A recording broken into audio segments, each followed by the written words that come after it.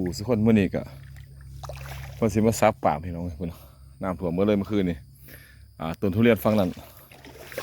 ก็พอประมาณท่วมพอประมาณพี่น้องเดี๋ยวกับประมาณชั่วโมงก็อาจจะแห้งแล้วล่ะต้นทุเรียนกันเลยออกมาทั้งพี่ทั้งนั้นมันหนามพี่น้องเลยออกมาทั้งหลังสวนพาพี่น้องมาเบิ่งเดี๋ยวเขามายืนไทยต้นทุเรียนเป็นอะไรมาอะไรให้พี่น้องเบิ่งปาล์มกระซุกละมุ้ยมันแห้งซับพี่น้องเอ้ยพูด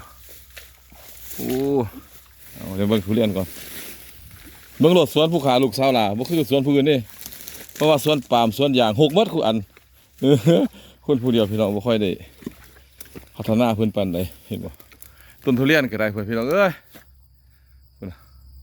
ฟังนั้นน้ำมันท่วมครับพี่น้องน้ำมันท่วมก็เลยยางลัดเข้ามาทางนี้มาถ่ายบัดทีตอนน้องเบิ่งมาสูงน้ำครับมุมนี้ต้นทุเรียนกำลังงามเลยพี่น้องหญ้าก็งามคักพี่น้องเอาซ้ำนี่แหละครับพี่น้องเดี๋ยวอย่าลืมติดตามเพจลูกสาวลาไว้เด้อมีหยังสิทักทายถามข่าวอาการทุเรียนของแต่ละคนเป็นยังไงครับผมหักแพงแบ่งปันครับ